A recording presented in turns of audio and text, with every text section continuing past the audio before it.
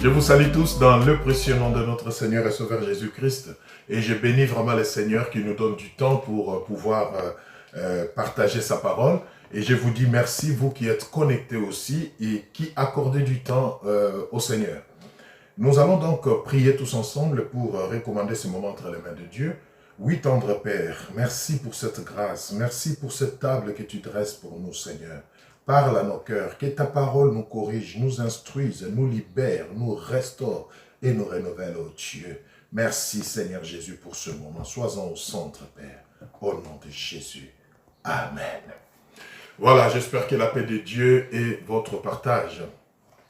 Nous voulons parler de la prière aujourd'hui. La prière.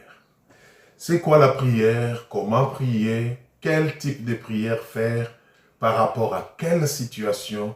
Voilà des choses que nous voulons partager, bien-aimés, parce que, au fait, quand on ne maîtrise pas ces choses, on passe du temps, on perd du temps croyant prier, mais le résultat, l'exaucement ne vient pas.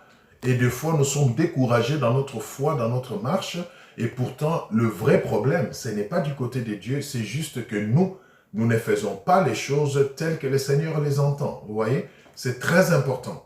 Voilà pourquoi même il est écrit dans la Bible que vous demandez, vous ne recevez pas parce que vous demandez mal. En d'autres termes, vous priez et vous n'êtes pas exaucé parce que vous priez mal.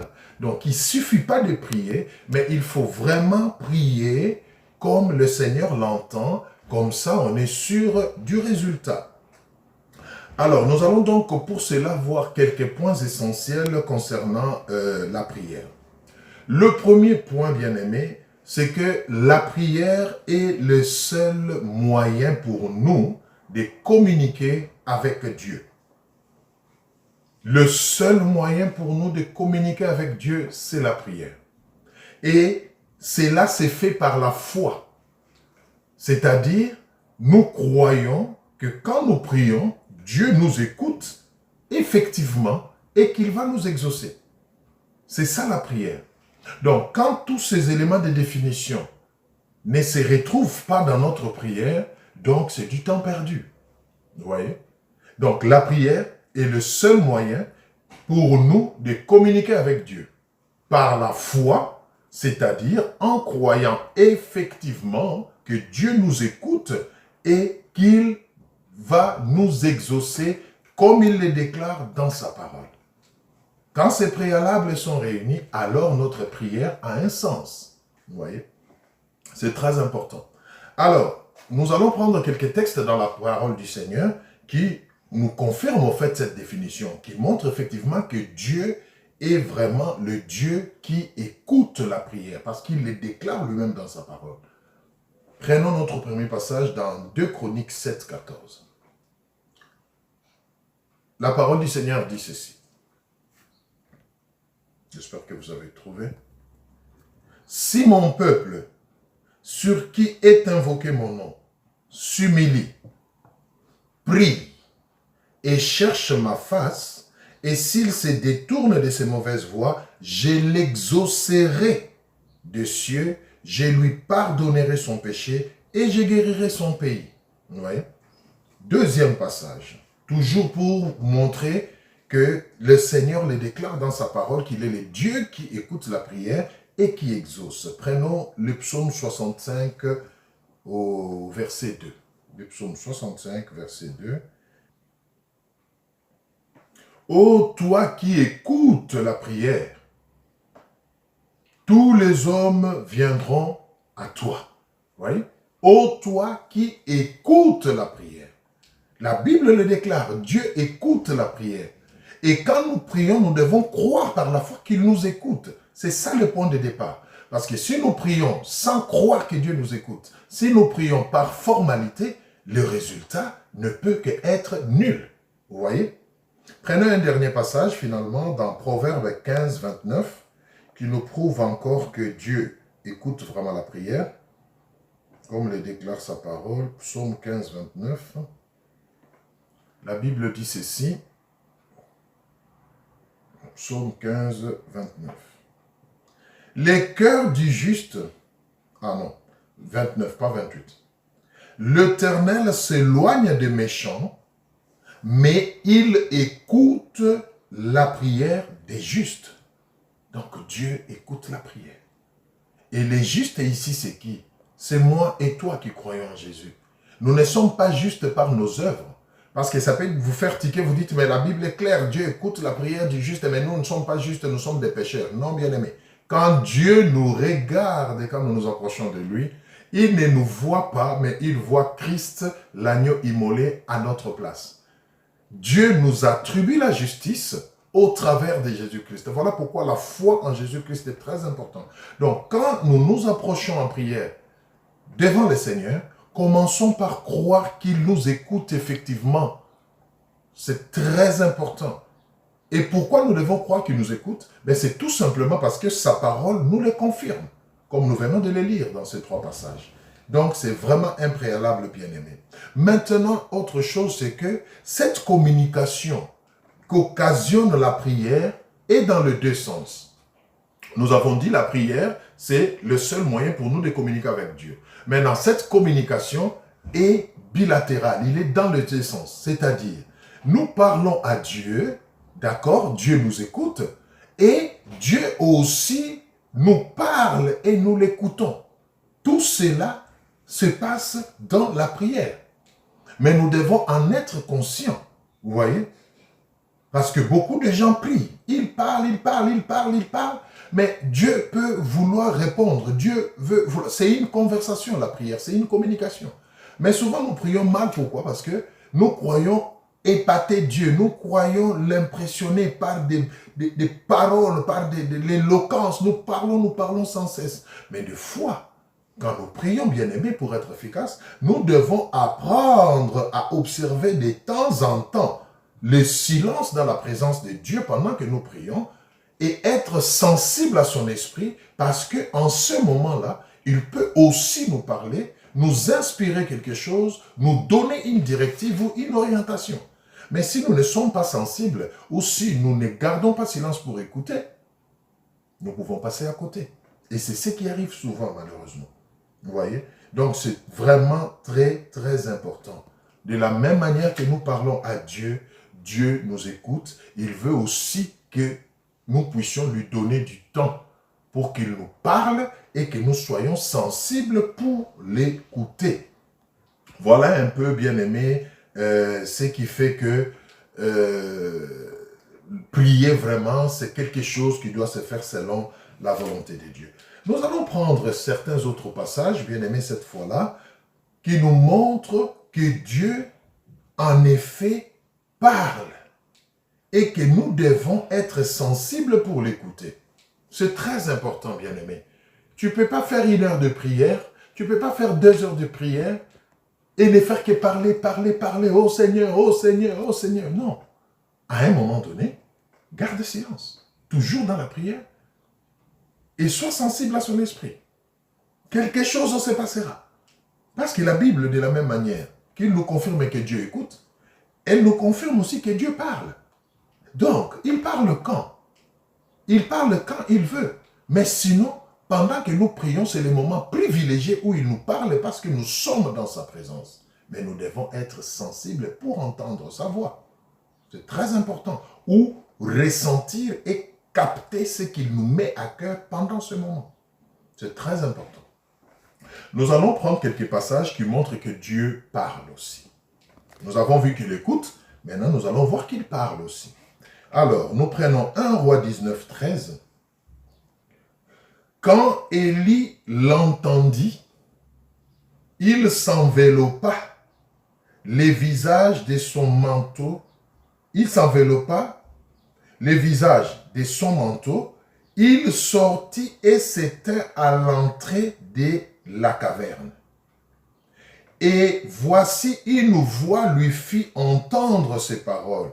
Que fais-tu ici, Élie? Là, Dieu est en train de parler. J'ai dit à quelqu'un une fois, je me rappelle, écoute, Dieu m'a parlé et il m'a mis à cœur de faire telle chose. Il m'a vite interrompu, il a dit, quoi? Dieu t'a parlé? Toi, tu as entendu Dieu te parler? Il t'a parlé comment? Vous voyez comment vous commencez à exagérer dans votre soi-disant foi. Dieu te parle, toi tu peux écouter Dieu. Donc, la personne était étonnée qu'on lui dise que Dieu m'a parlé. Et pourtant, la Bible nous confirme que Dieu parle. Donc, quand tu pries sans croire que Dieu peut te parler, ça peut être du temps perdu, bien-aimé. C'est très important. La Bible dit ici, Élie a entendu, la Bible est claire, a entendu une voix lui dit, Élie, que fais-tu ici?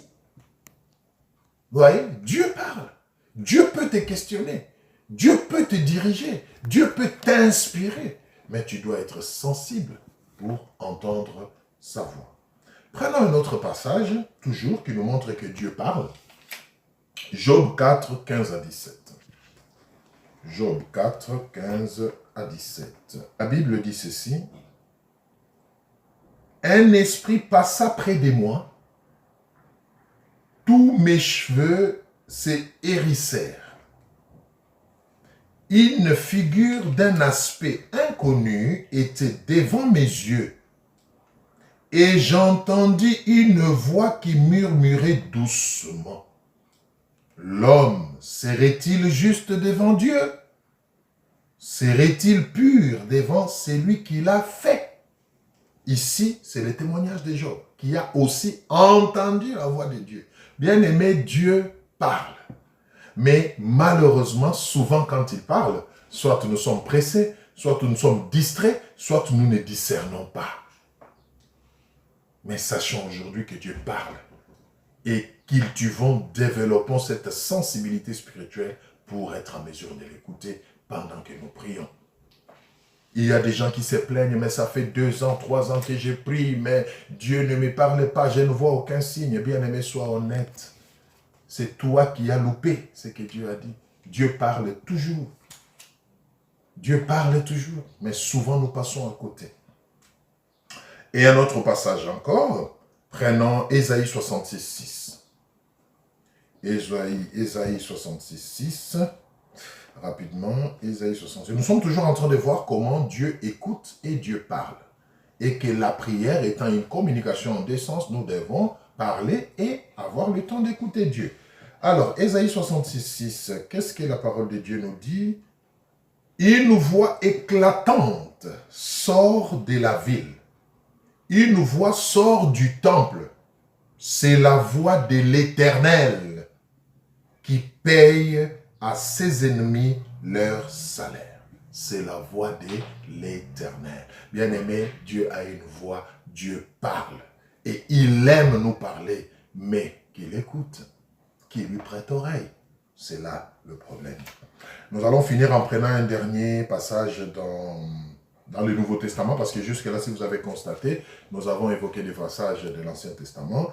Vous risquez de dire que Dieu parlait dans les temps et qu'aujourd'hui il ne parle plus. Non, nous allons prendre un passage ou deux dans le Nouveau Testament aussi et nous verrons que Dieu parle. Prenons Marc 9, 7.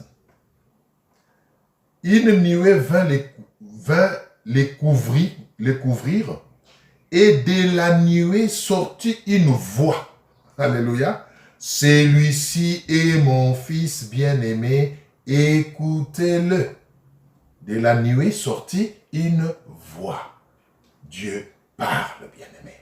Il parle à ton cœur. Il parle à chaque fois que tu te tiens dans sa présence, mais tu dois écouter. Et enfin, Acte 22, 7. Acte 22, 7. On va terminer cette partie, ces premiers points par là. Acte 22, 7, la Bible dit, « J'ai tombé par terre et j'entendis une voix qui me disait, « Saul, Saul, pourquoi me persécutes-tu » Et j'entendis une voix qui me disait. Bien aimé, voilà, les passages sont nombreux, nous ne pouvons pas tous les lire, mais sachez une chose, c'est que Dieu parle, Dieu écoute. Et nous pouvons expérimenter toutes ces choses dans la prière, qui est le seul moyen de communication avec lui. C'est très, très important. Faisons donc des prières de foi. Faisons donc des prières avec confiance. Un deuxième point, toujours par rapport à la prière que nous voulons voir, après l'avoir définie, la prière doit être une vie et une priorité pour toute personne qui veut mener une vie de victoire et des conquêtes. Pour toute personne qui veut être un vainqueur, pour toute personne qui se prétend enfant de Dieu et qui veut vivre le surnaturel, la prière, bien-aimée, doit être une vie et une priorité.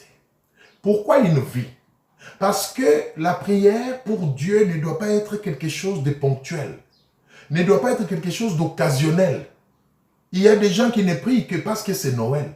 Il y a des gens qui ne vont à l'église se rassembler en communion fraternelle avec les autres que parce que c'est la Pâque. Il y en a qui ne prient que quand ils ont un problème. Non. Dieu nous appelle à une vie de prière. Dieu ne nous demande pas de prier, il nous demande d'avoir une vie de prière. Vous saisissez la nuance? Prier, c'est une chose. Mais avoir une vie de prière, c'est mieux parce que là, même notre vie se caractérise par la prière. Et cela nous rapproche davantage de Dieu. Vous voyez? Ça, c'est de un. Et de deux, la prière doit être une priorité pour nous. C'est très important, bien aimé. La prière ne doit pas être quelque chose de passager, quelque chose de ponctuel. Non, ça doit être vraiment notre vie. Ça doit faire partie intégrante de notre vie. De la même manière que nous mangeons tous les jours, de la même manière que nous nous lavons tous les jours, nous devons aussi prier tous les jours. C'est très important. Alors, nous allons rapidement voir pourquoi. Pourquoi la prière doit être une vie, pourquoi la prière doit être une priorité pour nous. Pourquoi? Première raison, la prière doit être une priorité, une vie pour nous, tout simplement parce que sans Dieu, nous ne pouvons rien. Alléluia. Sans Dieu, nous ne pouvons rien. Malgré notre bonne foi, malgré la prédisposition bonne de notre cœur, sans l'aide de Dieu, nous n'arriverons à rien. Or, la prière nous permet de communiquer avec lui. Donc, c'est par ces canaux-là que nous recevrons l'aide de Dieu pour être en mesure de marcher avec lui et de faire des exploits. Voilà la première raison, bien-aimé. Pourquoi la prière doit être une priorité, une vie, et non pas occasionnelle ou ponctuelle. Nous allons lire Jean 15, 4 à 5 et le verset 6. Jean 15. C'est très important, bien-aimé, que nous comprenions ces choses.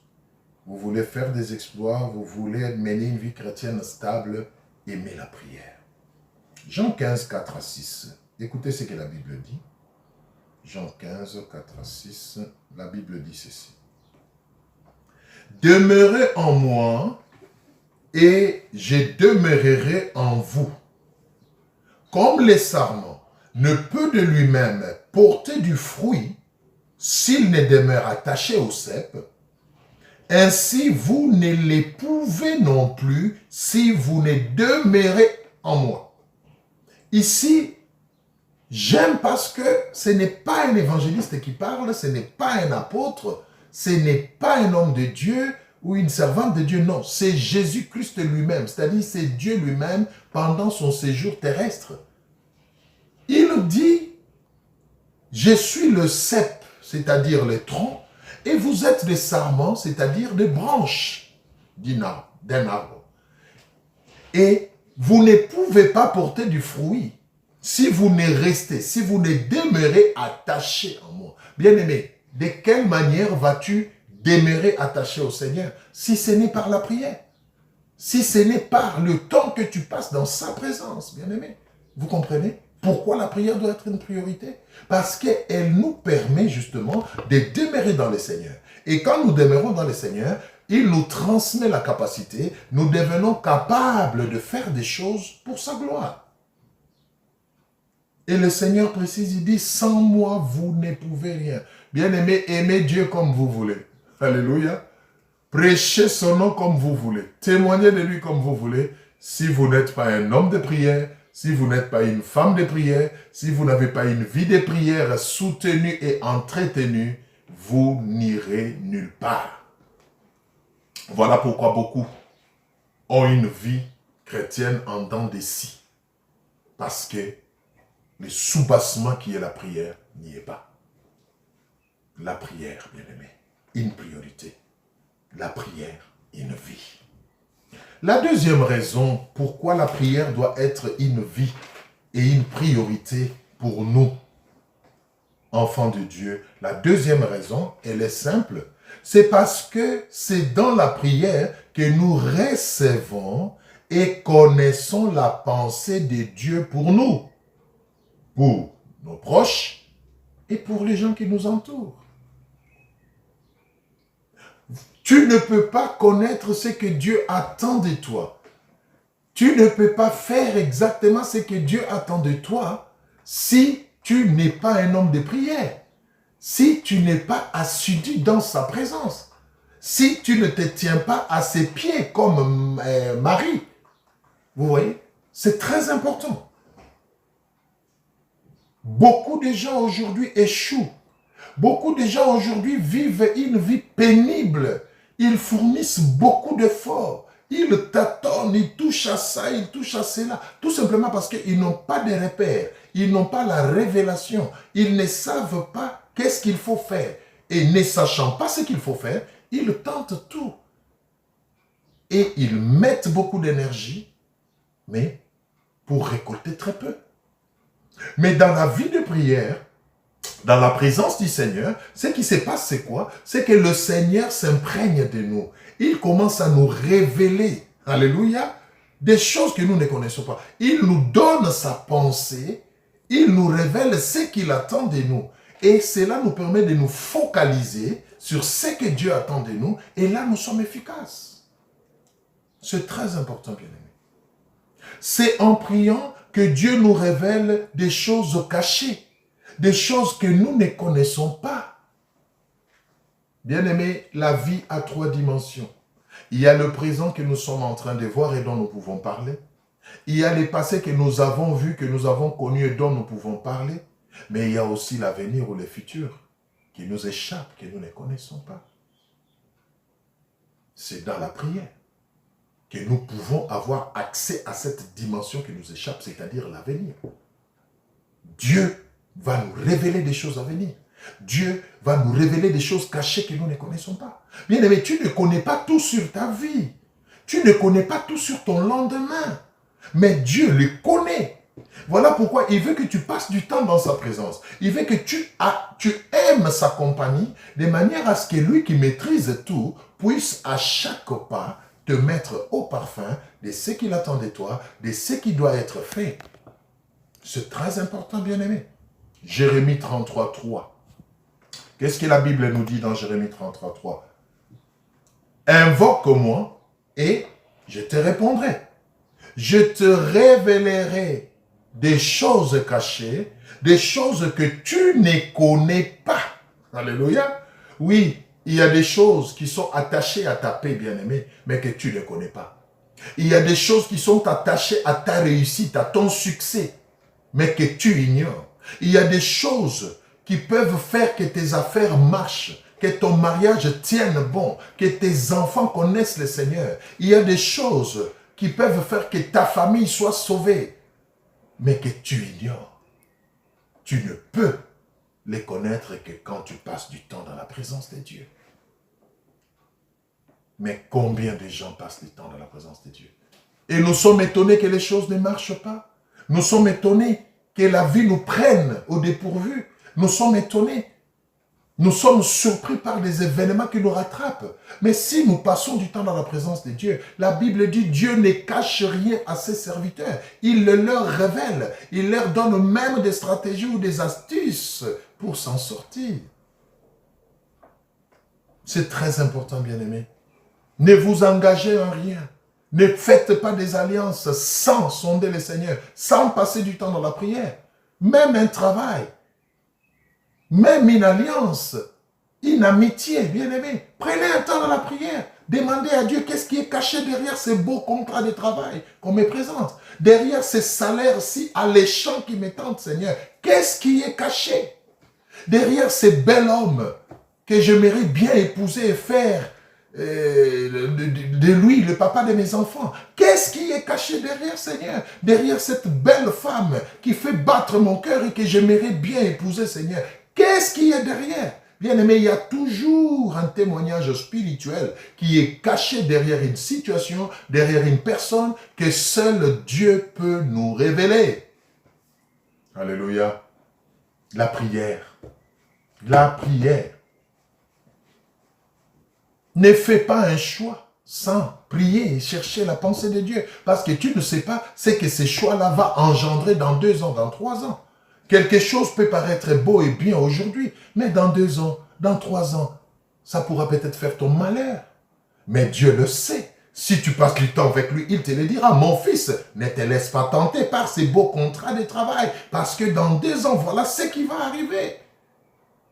Mais nous sommes surpris, frustrés, parce que nous sommes limités.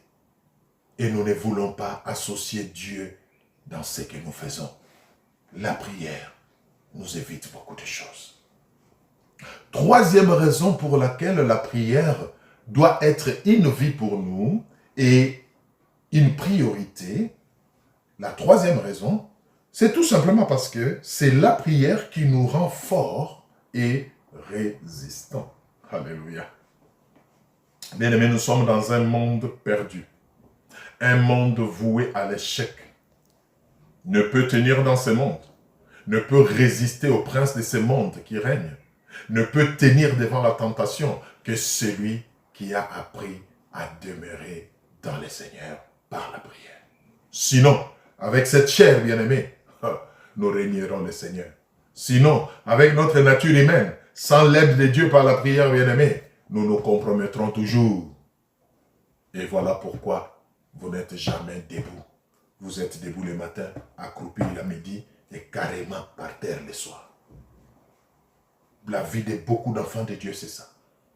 Très fort le matin, moins fort à midi et carrément affaibli et vaincu le soir. Parce qu'il n'y a pas de prière. Il n'y a pas de prière. La prière nous rend fort, la prière nous rend résistants. Quelqu'un qui passe du temps dans la présence de Dieu, il devient capable de résister à l'ennemi. Il devient capable, parce qu'au fait, ce n'est plus lui, mais c'est cette vie de prière, c'est cette présence divine en lui qui fait qu'il devienne fort et résistant. Alléluia. Matthieu 26, 41. Nous allons lire. Veillez et priez, afin que vous ne tombiez pas dans la tentation. L'esprit est bien disposé, mais la chair est faible. Ça, c'est le Seigneur qui parle. Luc 21, 36. Veillez donc et priez en tout temps, afin que vous ayez la force d'échapper à toutes ces choses qui arriveront et de paraître debout devant les fils de l'homme. La prière. Bien-aimé, tu ne peux pas résister à la pression de la chair. Tu ne peux pas abandonner le péché de toi-même. Tu as besoin de la prière. Tu as besoin de l'aide de Dieu. Et cette aide t'est donnée quand tu passes du temps dans sa présence. La prière nous rend forts et résistants. Veillez et priez pour ne pas tomber dans la tentation. Vous tombez à tout bout du champ, bien-aimé, parce que la vie de prière ne vous caractérise pas. Vous devenez un spécialiste de la repentance et de la confession. Vous, votre prière, il n'y a pas d'autre type de prière. Vous, votre prière, donc quand il faut prier, c'est la confession et la repentance. Vous n'adorez jamais, vous ne louez jamais parce que vous n'en êtes pas digne. Vous tombez à tout bout de champ. Et votre prière reste et demeure la repentance. Ce n'est pas normal. Le Seigneur nous appelle à grandir. Le Seigneur nous appelle à être forts. Le Seigneur nous appelle à être résistants. La Bible dit résistez au diable et il fuira loin de vous. Mais nous résistons comment au diable? En étant des hommes et des femmes de prière. Nous ne résistons pas au diable par nos biceps. Nous ne résistons pas au diable par notre beauté ou par notre éloquence. Non. Nous résistons au diable, bien-aimés, quand nous sommes revêtus du Seigneur, par la prière. Alléluia. La prière. Combien de temps passez-vous dans la prière? Combien de fois priez-vous dans une journée? Que chacun réponde dans son cœur. Quatrième raison pour laquelle la prière doit être une vie et une priorité pour nous, enfants de Dieu.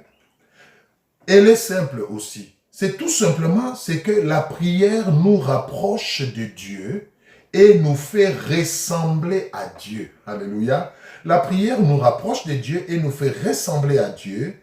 La prière nous communique le cœur de Dieu. La prière réveille la divinité qui est en nous. Alléluia. Genèse 1, 26 à 27.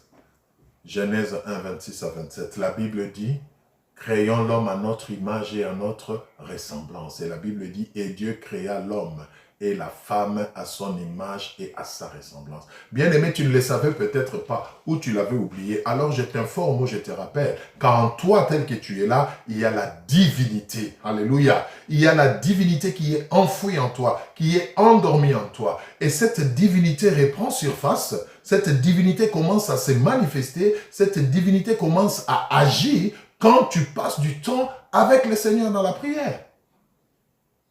La prière nous rapproche de Dieu. La prière nous communique le cœur de Dieu. La prière fait que ce n'est plus nous qui vivons, mais c'est le Seigneur qui vit en nous. La prière. Alléluia. Genèse 82, 6 à 7. Qu'est-ce que j'ai dit? Psaume 82, 6 à 7. Psaume 82, 6 à 7. Qu'est-ce que la parole de Dieu dit? Nous allons lire rapidement aussi. J'avais dit, vous êtes des dieux. Alléluia. Vous êtes tous des fils du Très-Haut. Cependant, vous mourrez comme des hommes. Vous tomberez comme un prince quelconque. Bien-aimés, nous sommes des dieux. Ce n'est pas un blasphème. C'est la Bible qui le dit. Nous sommes des dieux. Le petit d'un lion est un lion. Le petit d'un lion n'est pas une chèvre ou un bouc. Non. Nous sommes des dieux. Tout simplement parce que sa nature, sa ressemblance, son image sont à nous. Et quand nous prions, quand nous passons du temps avec lui, cela permet à ces choses de se manifester. Et les hommes commencent à nous regarder comme des dieux. Souvenez-vous, Dieu a dit à Moïse, « Je fais de toi Dieu devant Pharaon. » Comment vous comprenez ça? C'est-à-dire, Pharaon, quand il regardait Moïse faire les choses, c'était comme un Dieu qui agissait. Alléluia. C'est très important, bien-aimés. C'est très important. Nous sommes des dieux, ne nous négligeons pas. Et c'est la prière qui affirme ces choses. C'est la prière qui atteste ces choses, bien-aimés. Cinquième et avant-dernière raison pour terminer, qui fait que la prière soit une vie et une priorité, c'est quoi? Mais c'est tout simplement parce que prier, c'est un ordre de la part de Dieu. Ah ouais. Prier, c'est un ordre de la part de Dieu. Dieu ne nous supplie pas de prier. Dieu ne nous prie pas de prier. Dieu nous demande, nous instruit. Nous devons prier. C'est un ordre. Donc, quand tu ne pries pas, tu désobéis à un ordre divin. Et la désobéissance, c'est un péché. Donc, cela nous amène aisément à dire que quelqu'un qui prétend être enfant de Dieu, mais qui n'a pas une vie de prière, pour qui la prière n'est pas une priorité, il est en train de pécher. Donc, vous comprenez que le péché, ce n'est pas seulement l'adultère. Le péché, ce n'est pas seulement le meurtre ou le vol. Parce qu'il y a des gens qui se consolent. Moi, je ne tue pas, je ne fais pas l'adultère, oui. Mais quand tu ne pries pas, tu pêches. Et le salaire du péché, c'est la mort. Vous comprenez un peu ces choses, bien aimés. 1 Thessaloniciens 5, 17 et 19. 1 Thessaloniciens 5, 17, et nous allons lire 19. Nous sommes presque à la fin. Écoutez ce que la Bible dit. Priez sans cesse. Point barre. C'est un ordre. La Bible le dit, quand vous avez le temps, priez. Si vous le pouvez, priez. Non. Priez sans cesse. C'est de l'impératif. C'est un ordre. Tu ne pries pas, tu n'obéis pas à cet ordre et tu pêches. Tout simplement. 19. N'éteignez pas l'esprit. Un autre ordre. Dieu a mis en nous son esprit. Il le chérit et il nous donne l'ordre de ne pas l'éteindre. Et le seul moyen pour ne pas éteindre l'esprit de Dieu en nous, c'est de prier et de demeurer dans la prière. Donc, quand on ne fait pas toutes ces choses, vous comprenez qu'on n'est pas en ordre avec Dieu. Ah, ne vous faites pas d'illusions. Si vous n'êtes pas un homme de prière, si vous n'avez pas une vie de prière, sachez que vous n'êtes pas en ordre avec Dieu. Parce qu'il y a des ordres, des instructions auxquelles vous ne respectez pas, vous ne répondez pas. Et enfin, pour terminer aujourd'hui,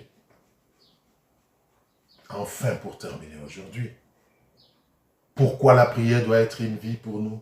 Pourquoi la prière doit être une priorité? Tout simplement, bien-aimés, parce que la prière nous apporte la paix de Dieu. Bien-aimés, les gens sont troublés. Écoutez les nouvelles. Rien n'est de nature à nous encourager dans ce monde. Tout annonce le chaos. Tout annonce l'hécatombe. Tout est de nature à semer la peur, la psychose. Coronavirus, autant de morts en Inde. Coronavirus, autant de ceci. La crise financière, les chômages. Bien aimé, toutes les nouvelles du monde sont de nature à décourager. De nature à nous abattre. Mais si vous n'êtes pas un homme de prière, si vous ne connaissez pas la pensée de Dieu pendant tous ces derniers temps que nous traversons, vous tomberez dans ces pièges. Voilà pourquoi les gens commencent à se suicider, à se donner la mort. Voilà comment les gens commencent à faire n'importe quoi, à tomber dans la drogue, dans les addictions, dans l'alcool. Ils se disent, comme ça on va passer outre toutes ces nouvelles, on va les oublier. Bien aimé, non. La seule façon de faire face à toutes ces choses et de rester fort, c'est d'aimer la prière. Aimer la prière. Philippiens 4, 6, 7, nous terminons par là. Ne vous inquiétez de rien, mais en toute chose, faites connaître vos besoins à Dieu par des prières et des supplications avec des actions de grâce. J'aime la suite. Et la paix de Dieu, qui surpasse toute intelligence, gardera vos cœurs et vos pensées en Jésus-Christ. Oui, bien-aimés, les besoins sont nombreux, le monde va en péril. Rien n'est de nature à nous encourager. Mais quand nous nous confions en Dieu dans la prière, il y a quelque chose qui se passe. Il libère sa paix. Sa paix qui envahit nos cœurs. Sa paix qui fait que nos pensées et nos cœurs restent tournés vers lui. Sa paix qui vient mettre comme un bouclier devant nous et toute l'adversité du monde. Sa paix qui nous garde dans la foi. Sa paix qui fait que nous puissions sourire là où tout le monde pleure. Sa paix qui fait que nous puissions rester debout là où tout le monde est accroupi ou couché ou carrément effacé. Sa paix qui fait que nous puissions continuer à marcher là où tout le monde est fatigué et baisse le bras. Sa paix qui fait que nous puissions espérer au meilleur malgré les difficultés actuelles. Mais nous ne pouvons recevoir cette paix-là que dans sa présence, dans la prière. Nous allons terminer par là pour aujourd'hui. C'est un long enseignement que nous allons continuer la fois prochaine. Nous allons voir la deuxième partie et la fin, c'est-à-dire les sortes de prières qu'il faut faire. Mais pour aujourd'hui, arrêtons-nous un peu là, bien-aimés. Qu'est-ce que tu as retenu par rapport à tout ce point que nous venons de développer? Est-ce que la prière est une vie pour toi ou juste quelque chose d'occasionnel? Ou juste une récitation mécanique? Est-ce que la prière est une vie pour toi ou juste quelque chose que tu fais à la sauvette? Bien-aimé, il est temps, bien-aimé, d'apprendre et d'aimer à passer du temps dans la présence de Dieu. Ça nous met à l'abri de beaucoup de choses, surtout par rapport à ces derniers temps que nous traversons. Je vais donc vous inviter à incliner la tête là où vous êtes. Et pendant que je vais élever la voix pour nous tous, j'aimerais que vous puissiez prier aussi particulièrement pour votre cas. Vous vous connaissez. Si vous êtes faible dans la prière, dites à Dieu, Seigneur, fais-moi grâce. Apprends-moi à prier. Prions le Seigneur. Oh Dieu de grâce, merci pour ta fidélité. Tu ne parles pas en vain, Seigneur. Si tu as parlé de la prière, c'est parce que tu veux nous préparer à la prière, afin que nous puissions faire face aux choses à venir, oh Dieu, à toutes ces difficultés qui vont venir et qui ont même déjà commencé à venir dans ce monde. Seigneur, je t'en prie, fais de chacun de nous un homme, une femme de prière. Apprends-nous à nous lever au milieu de la nuit pour chercher ta face. Apprends-nous à dévancer le soleil tôt les matins, oh Dieu, avant qu'il ne se lève, pour bénir ton nom. Apprends-nous au milieu de la nuit, au milieu de la journée, en plein midi, Seigneur, peu importe l'endroit, à nous arrêter, à tout suspendre pour passer du temps avec toi. Oh Seigneur, il n'y a que toi qui puisses faire ces choses en nous. Aide-nous, Jésus, par le Christ et notre Sauveur. Nous te le demandons avec foi. Merci d'accorder cela à chacun de nous. Au nom de Jésus-Christ. Amen. Voilà, bien-aimés, continuez à prier, continuez à demander à Dieu, faites un programme de prière personnelle. C'est un exercice, bien-aimé, plus vous le faites, plus vous verrez que ça ne sera plus lourd, ça ne sera plus quelque chose comme corvée, mais ça deviendra un plaisir. Mais le Seigneur seul va vous aider. Je vous dis à la prochaine occasion, soyez bénis, vous et vos maisons respectives.